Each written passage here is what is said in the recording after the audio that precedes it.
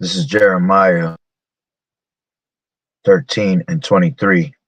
Can the Ethiopian change his skin, or the leopard his spots? Then may to do evil. I'd like to start off by saying Barakatah Yahawah, Barakatah Yahawashi, Call Haloyim La Yahawah, Bahashim Yahawashi, Bahashim, Rachakwadash. Double honors to the elders and apostles of Great Millstone who rule well. Blessings and salutations to the hopeful elect that scattered abroad, the Akim and the Akwat that's listening in. Yahweh Ratazah, willing that the lesson is edifying. It's the brother Shawab Moan back at you with another lesson. And going into this title, all right, who shall pity a charmer? Okay. And what I'm gonna do is I'm gonna play this video, all right, and get a couple of precepts and then close out. All right, it's gonna be a short one. All right. So one day, a scorpion stood at the edge of a wide river. He wanted to cross but couldn't swim. Just then, a frog hopped by. "Frog," the scorpion called out, "would you carry me across the river on your back?" The frog looked at him suspiciously. "But you're a scorpion," he replied. "You might sting me." The scorpion shook his head. "If I sting you, we'll both drown. That wouldn't make sense, right?" The frog thought for a moment. The scorpion had a point. "Okay," he said, "climb on." Halfway across the river, the frog suddenly felt a sharp pain in his back. The scorpion had stung him. "Why did you do that?" cried the frog as they both began to sink. "You'll die too." The scorpion sighed and said, "I couldn't help it. It's just in my nature." Moral of the story: be careful who you trust. No matter how convincing their words may be, their true nature will always reveal itself. All right. Let me play it one more time since it was short. A scorpion stood at the edge of a wide river. He wanted to cross but couldn't swim. Just then, a frog hopped by. "Frog," the scorpion called out, "would you carry me across the river on your back?" The frog looked at him suspiciously. "But you're a scorpion," he replied. "You might sting me." The scorpion shook his head. "If I sting you,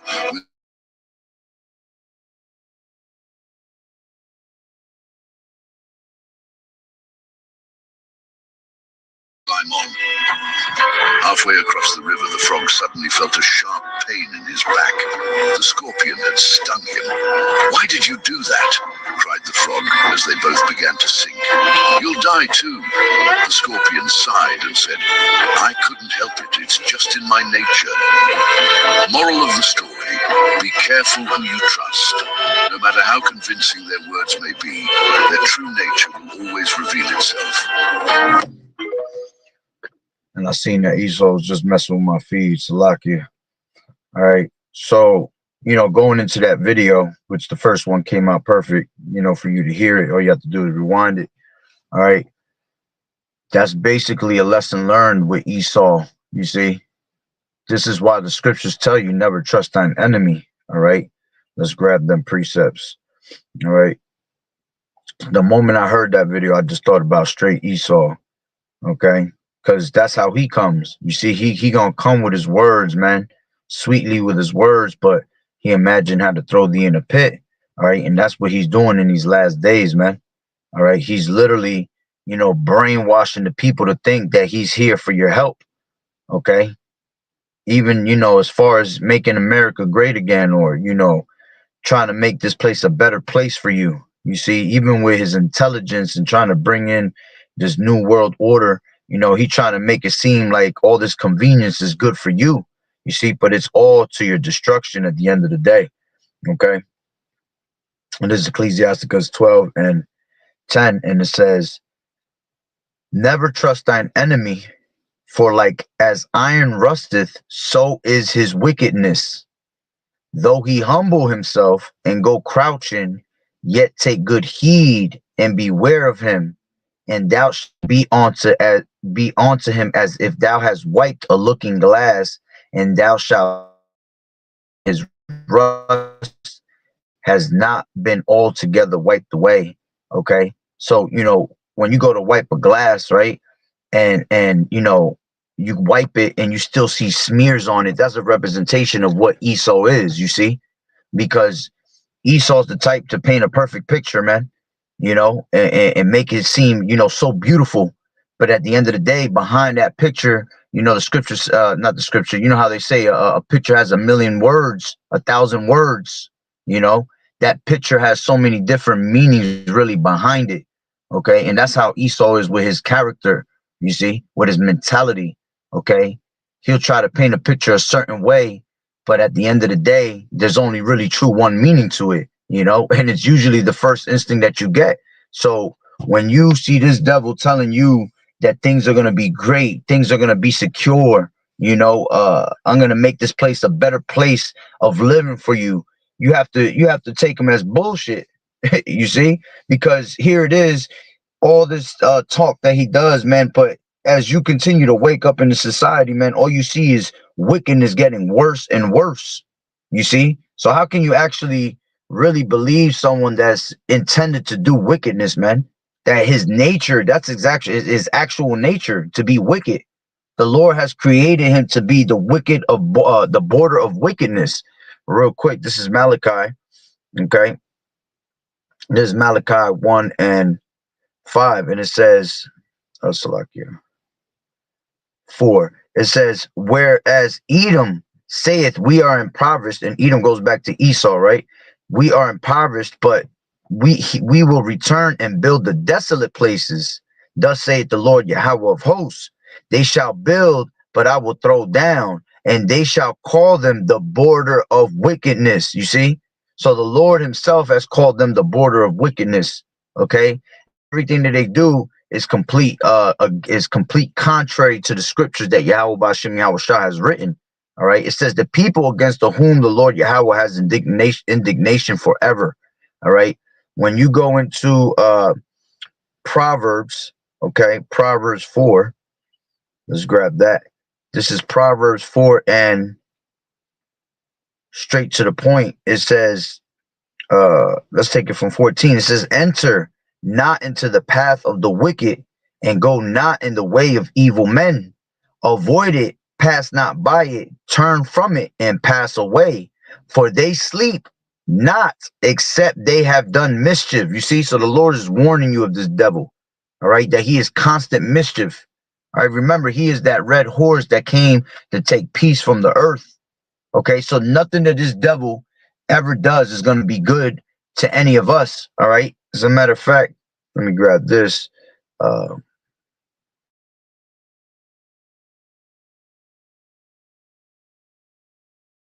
Because he even hates himself. Okay.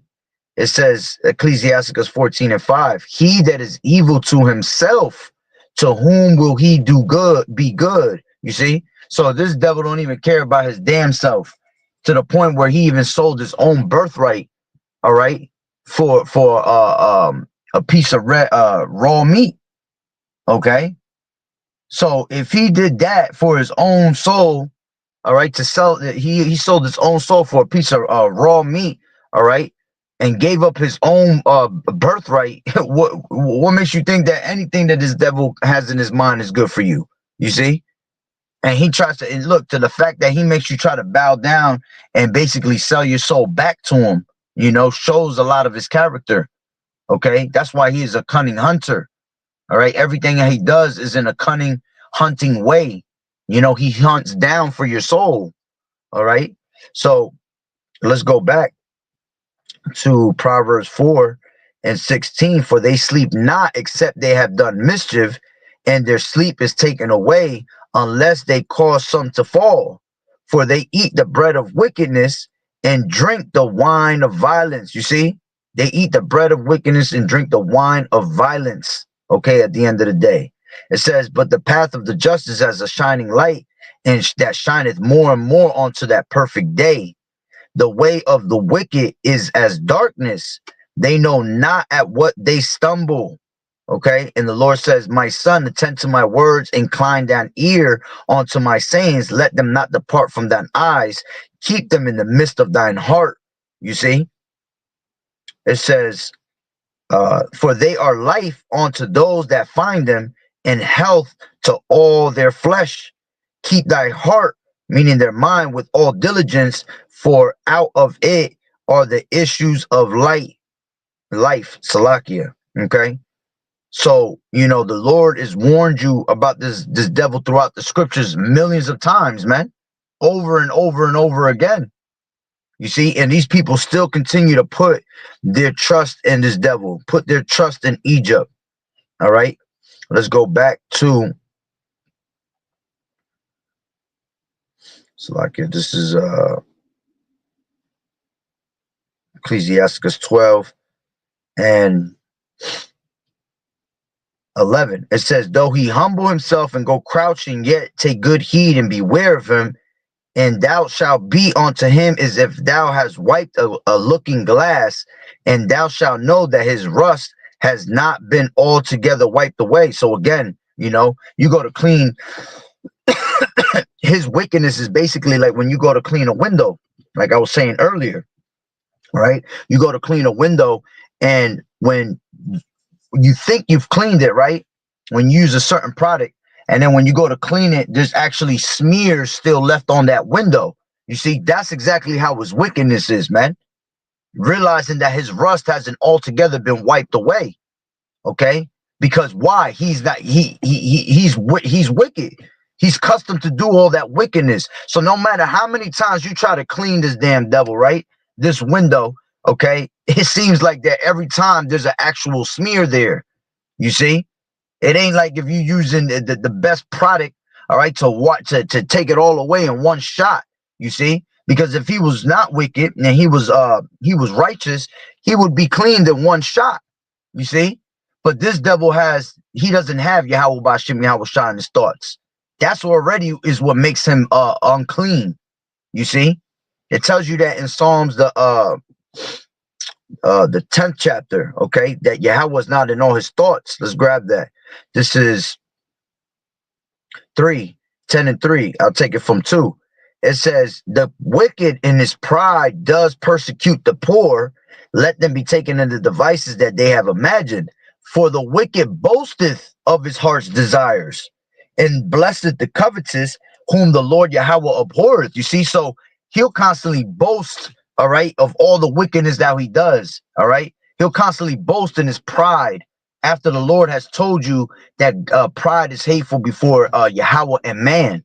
You see, that's when one departs from his maker. You see, that's why going back to when he was Cain, all right, he departed from him instantly because he didn't come to the Lord to serve the truth. You see, he came with a wicked sacrifice, all right, and he came with pride in that sacrifice. You see, not being humble. You're supposed to be humble. This devil ain't never humble, man. And that's because the Lord has created him to be the wicked. You see, he has created him to be that vessel of dishonor. All right. And to be dishonored, okay, is already showing you pride. Okay. So it says, the wicked through the pride of his countenance will not seek after Yahweh. Yahweh is not in all his thoughts. His ways are always grievous. You see, thy judgments are far above or out of his sight. As for all his enemies, he puffeth at them. You see, showing that knowledge. I mean, not knowledge, showing that pride. I was thinking about that scripture, knowledge puffeth up. All right. But yeah, as a matter of fact, even then, with the knowledge that the Lord has gave,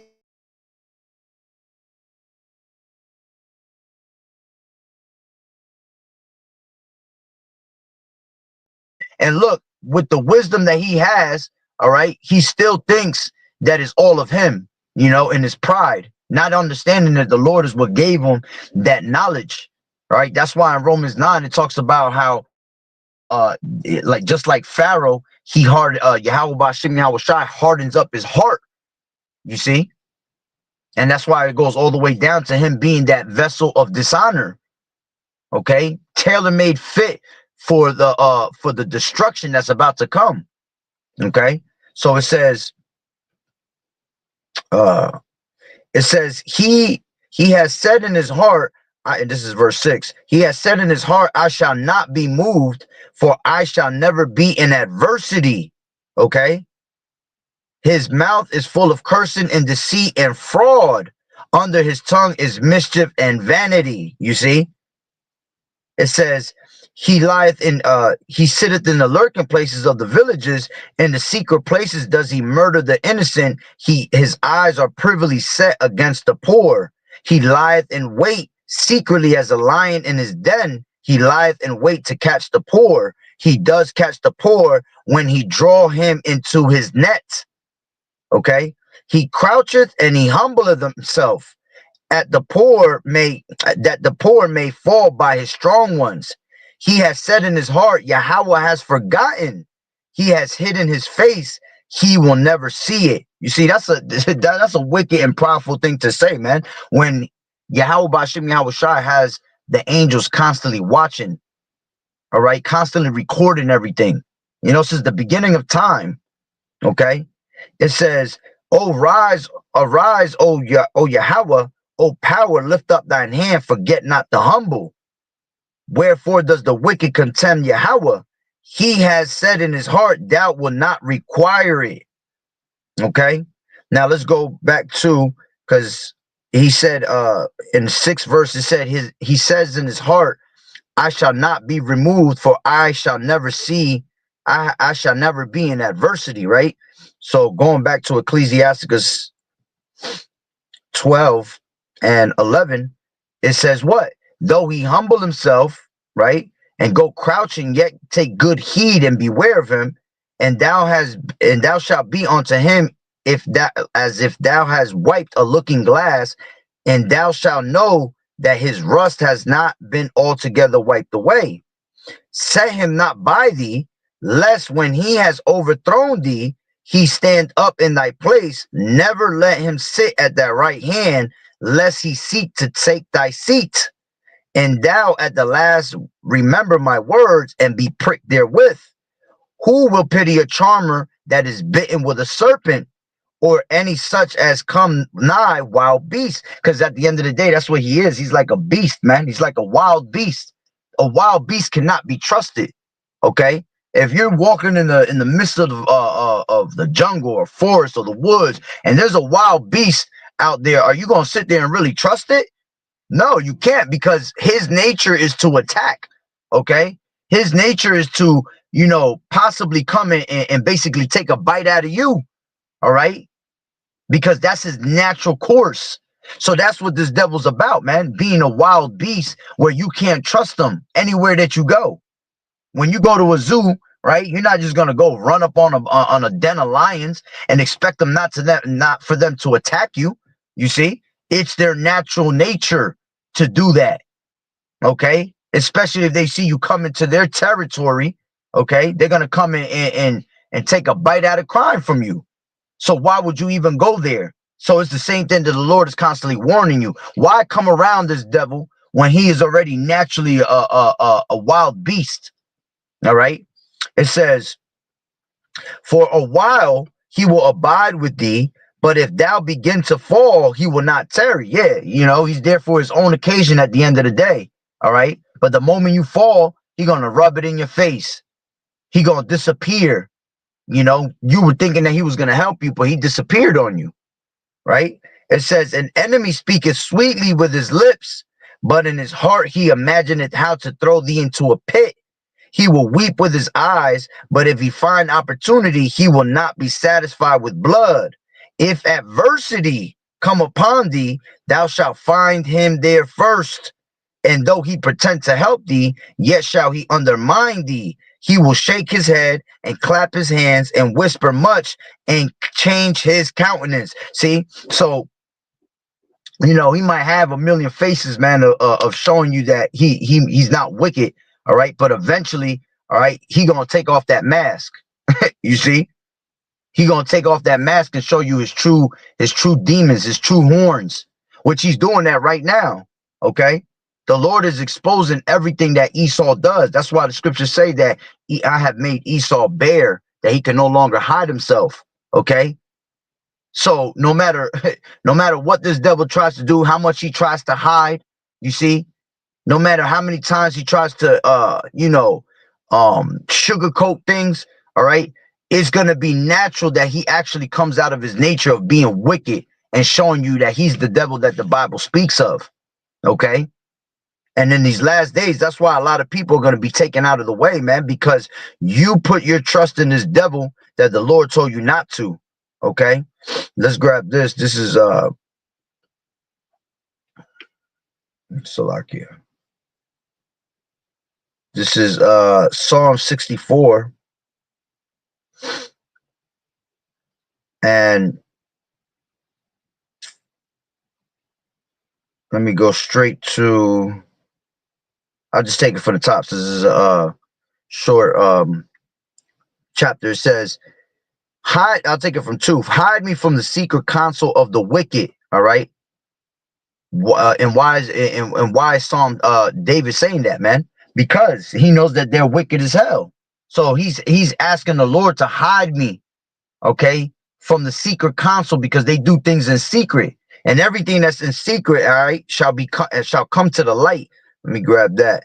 This is Luke, I believe it's Luke 12. Luke 12.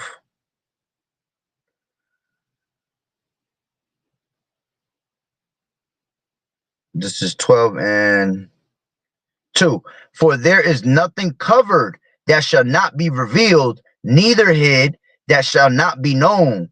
Therefore, whatsoever ye have spoken in darkness shall be heard in the light, and that which ye have spoken in the ears of Salakia, and that which ye have spoken in the ear in closets shall be proclaimed upon the housetops. Okay. So again, nothing, all right, that has been hid and in secret, all right, it's gonna stay hid forever. Okay, it tells you that in Luke 8 and 17. It says, for nothing is secret that shall not be made manifest, neither anything hid that shall not be known and come abroad. Okay, so eventually these things will be revealed of this devil.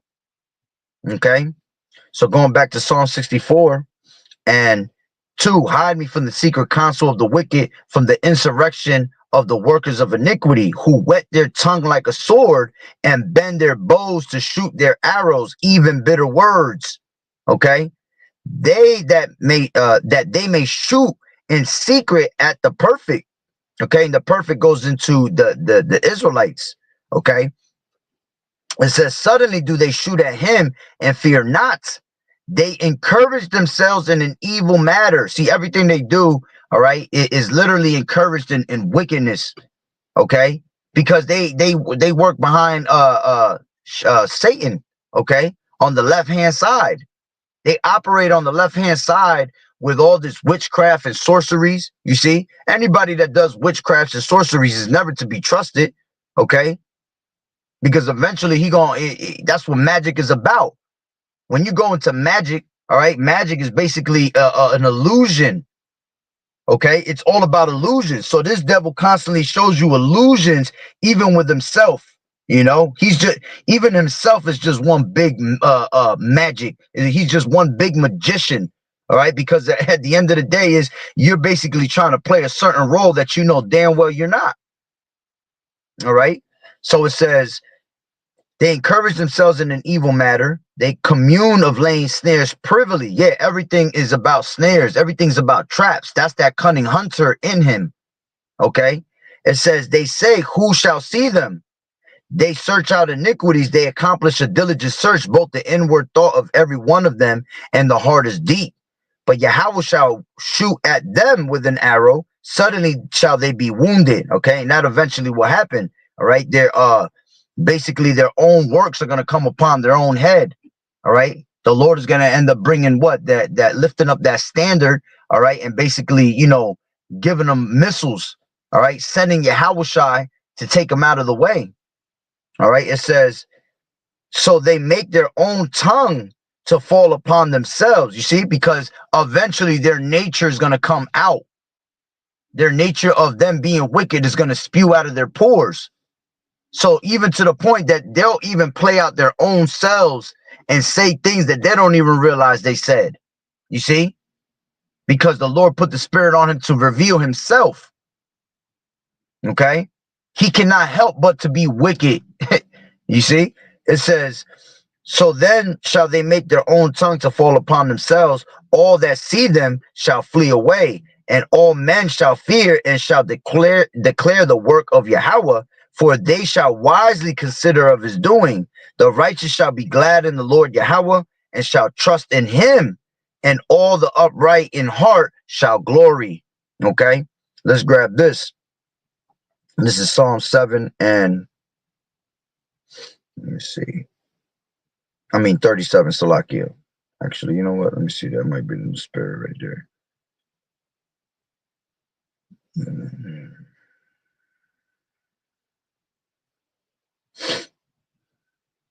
Give me 1 second. I'm just reading something. Yeah, this is 7 and 16. All right. It says 14. It says, behold, he traveleth with iniquity. He travaileth with iniquity and has conceived the mischief and brought forth falsehood. He made a pit and digged it and is fallen into the ditch which he made. His mischief shall return upon his own head, and his violent dealing shall come down upon his own pate. You see? Now let's jump to 37, okay? And Psalms, and it says, fret not thyself because of evildoers, neither be thou envious against the workers of iniquity, for they shall soon be cut down like the grass, and the wither as the green herb. Trust in the Lord Yahweh and do good, so thou shalt dwell in the land, and verily thou shalt be fed. Delight thyself also in the Lord Yahweh, and he shall give thee the desires of thine heart. Commit thy way unto the Lord Yahweh, trust also in him, and he shall bring it to pass. You see? So the Lord is constantly telling you to trust in him, never to trust this enemy. You see? Not to fret thyself when you see this devil prospering, okay? Because it's meant for him to prosper, because that's his natural nature, okay? He is wicked. The earth is given into the hand of the wicked. You see? The Lord gave him the blessing of the sword, the fatness of the earth. He gave him this whole entire earth that we're living on right now, because it wasn't meant for him to make the kingdom. It wasn't meant for him to receive the good things. It was only meant for him to receive everything that's bad, everything that's wicked. Okay?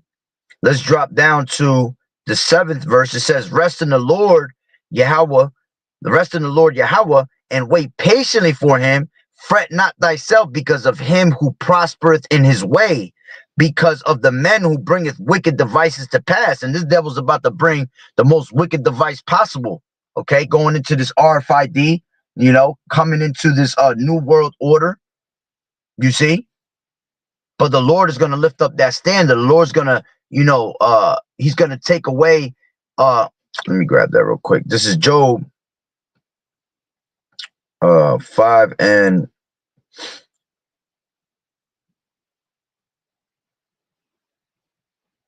it's like, yeah.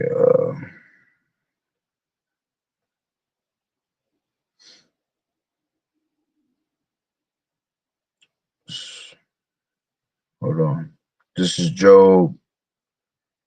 Thought I passed it. Yeah, it did. This is Job 5 and 12. He disappointed the devices of the crafty, so their hands cannot perform their enterprise. He taketh the wise in their own craftiness, and the counsel of the forward is carried headlong. You see? So this devil's so wicked that he can't even see past his own pride, and eventually he's going to take himself out the way. You see? The Lord is going to take all his devices, all right, and he's going to put a stop to them, all right, so that he cannot perform his enterprise. All right?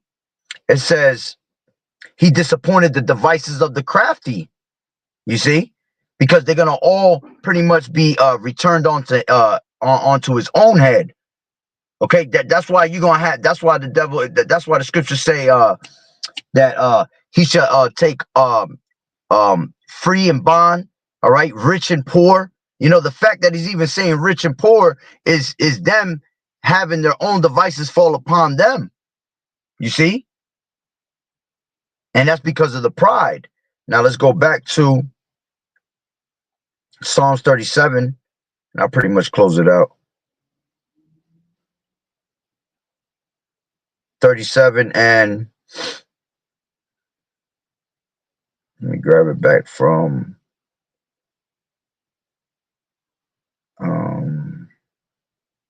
let's take it from 12.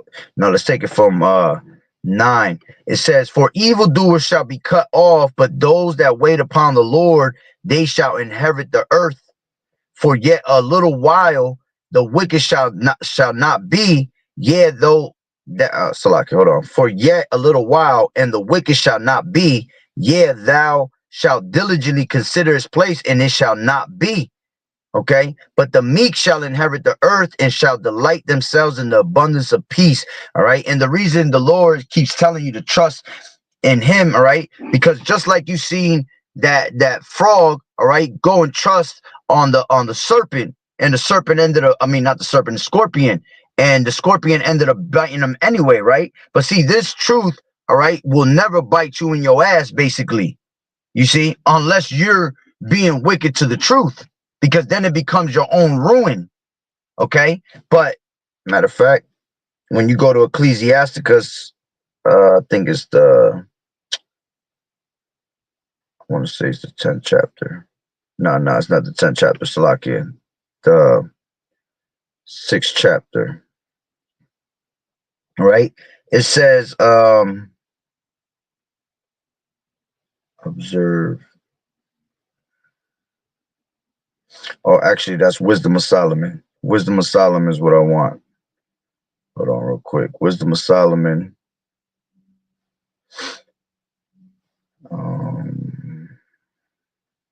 Always get confused with those.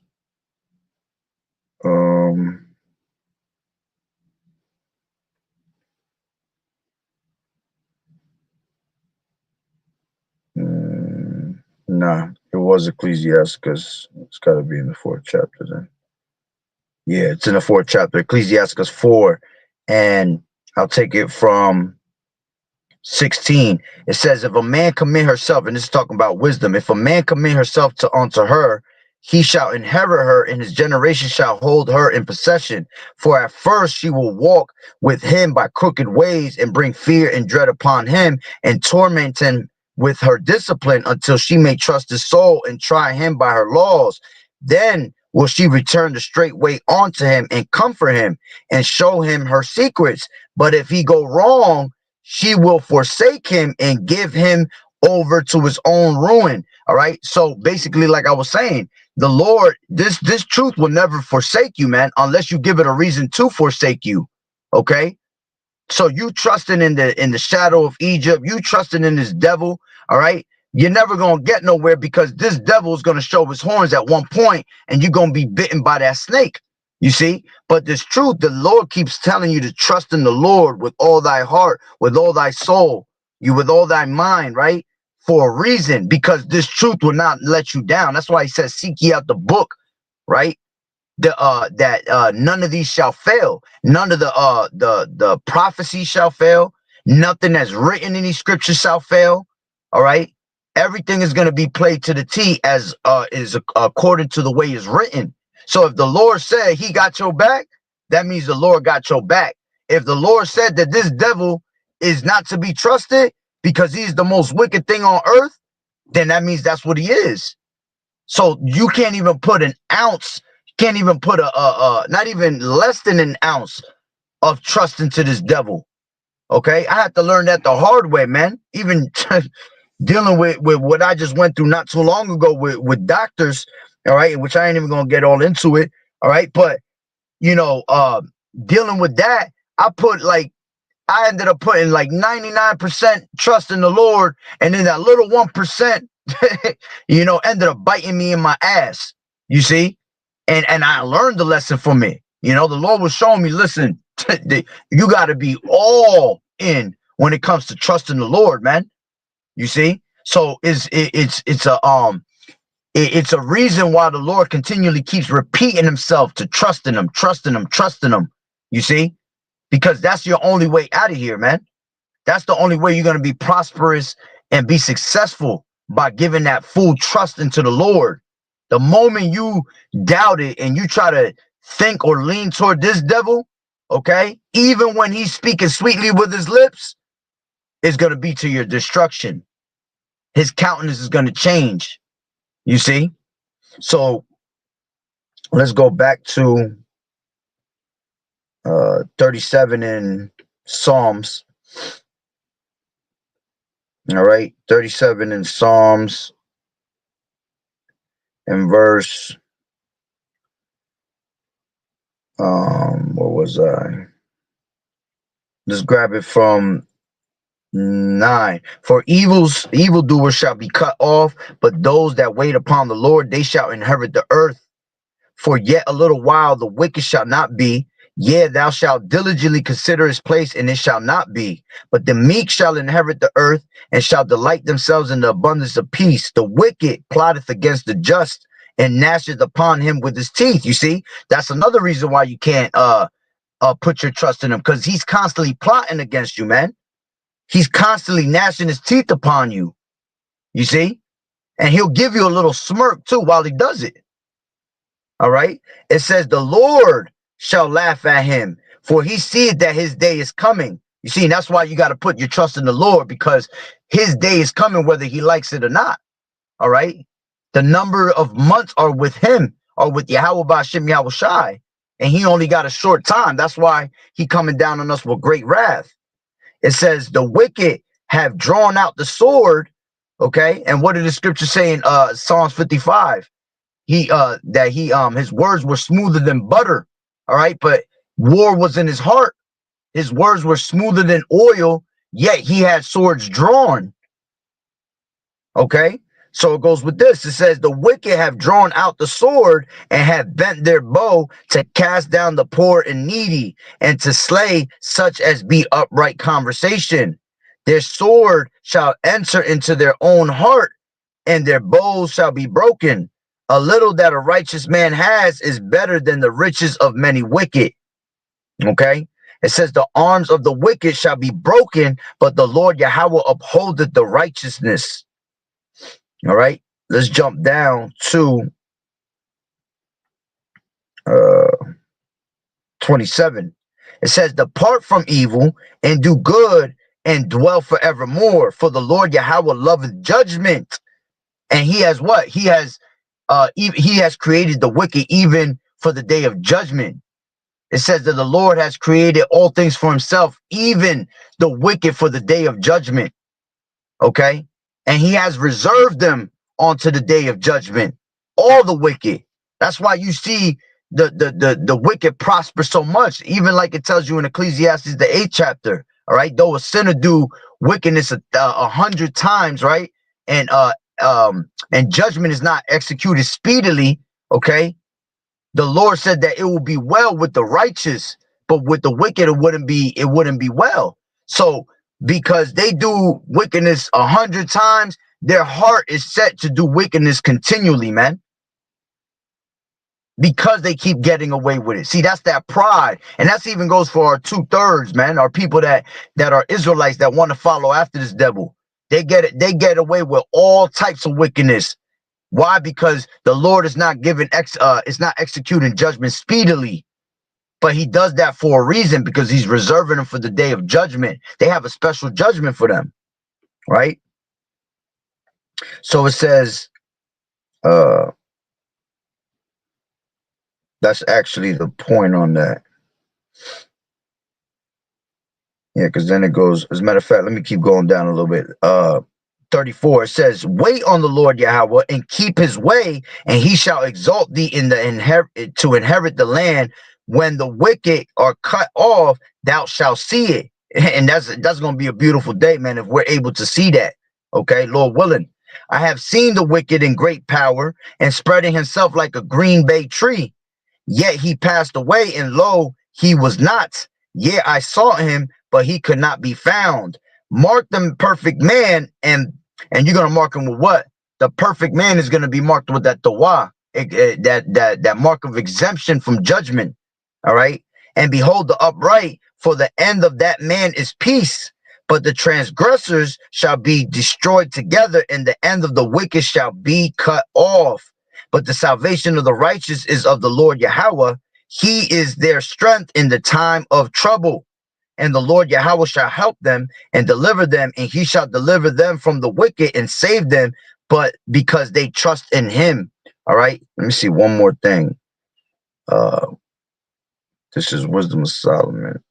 Just want to see something.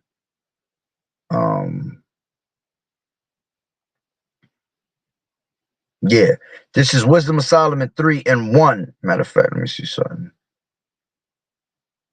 Yeah, this is 3:1. But the souls of the righteous are in the hands of Yahweh, and there shall no torment touch them. Okay. It says, let me jump down to 9. They that put their trust in him shall understand the truth, and such as be faithful in love shall abide with him. For grace and mercy is to his saints, and he has care for his elect. But the ungodly shall be punished according to their own imaginations, which have neglected the righteous and forsaken the Lord Yahweh Shai. For whoso despiseth wisdom and nurture, he is miserable, and their hope is vain. Their labors unfruitful, and their works unprofitable. Okay, and that's what this devil is, man. He is miserable with himself, man. The fact that he gave up his birthright, all right, makes him the most miserable man on earth. The fact that there's no repentance for him shows that the Lord totally hates you, man, because the Lord is the one that actually supplanted you. You see, he's the one that made you give up your birthright. You see, because it was all prophecy. It was all planned out and written by the Lord to go in that manner. Because you got people that be like, oh, you know, Jacob was wrong for that. You know, he should have never did. He lied to him. You know, but was his name not Jacob? Which Jacob means to supplant. You see, but the Lord set it up that way. It says their wives are foolish and their children wicked. Their offspring is cursed. Wherefore blessed is the barren that is undefiled, which has not known the sinful bed. She shall have fruit in the visitation of souls. Okay, but that's going, you know, basically going into this damn devil, man. So let me just jump down to the 18th verse. Okay, and it says, 17. It says, for though they live long, yet shall they be nothing regarded, and their last age shall be without honor. Why? Because they are that vessel of dishonor. There's going to be no honor for this devil. Okay, not even on this side does he get any honor. Because everybody starting to realize and wake up to knowing that he is the devil that the Bible speaks of. Okay, it's just that these 2/3 love hell and death, so they are in agreement with it, so they continue to follow after them, and they're under strong delusion. Right? It says, it says, and their last age shall be without honor, or if they die quickly, they have no hope, neither comfort in the day of trial. For horrible is the end of the unrighteous generation. You see, horrible is the end of this devil. Okay, and let's just end it with this precept right here. Okay,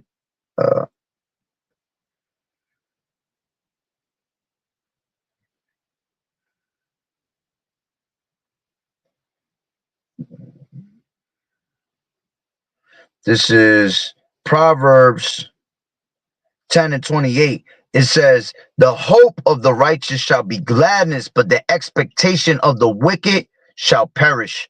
You see, so everything that they hope for, all right, everything that they thought, you know, expected to happen, all right, is going to end up what? Disappearing, man, right out of their eyes, right out of their face, right out of their hands, because they chose not to be righteous, chose not to have wisdom of the Lord, chose not to you know, praise the true maker.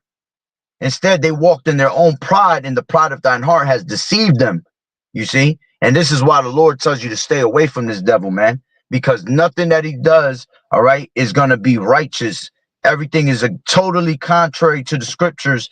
Okay, and at the end of the day, who gonna pity a charmer when he has been bitten by a serpent, man? When we told you that this devil is nothing but a serpent from the beginning.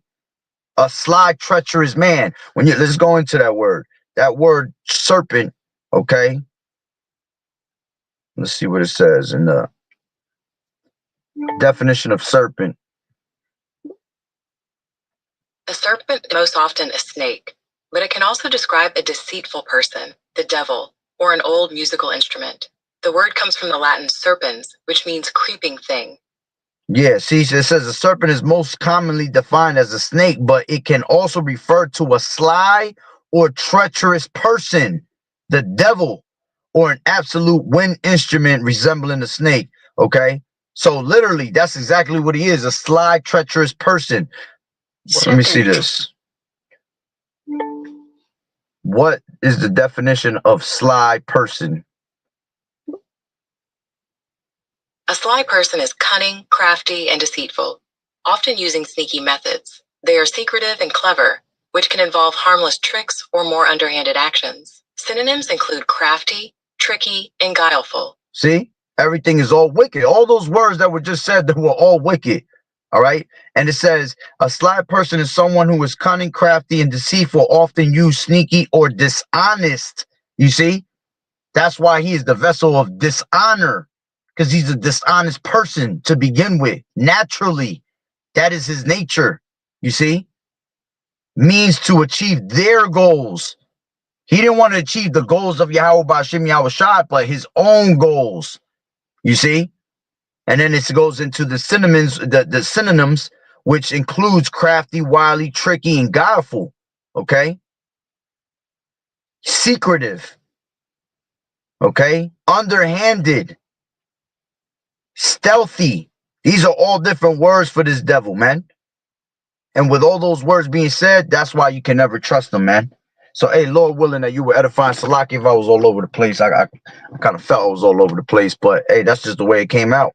All right? So, with that being said, Barakatah Yahweh, Barakatah Yahweh Shai, Kol Haloim La Yahweh, Bahashem Yahweh Shai, Bahashem Ruach Kodash. Double honors to the elders and apostles of Great Millstone who rule well. Blessings and salutations to the hopeful elect that scattered abroad. The Akim and the Akwat that was listening in. Yahweh Ratazah, Lord willing that the lesson was edifying. To the next one, Shalom. Keep fighting the good fight of faith and doing as good soldiers of Yahweh Shai. Shalom.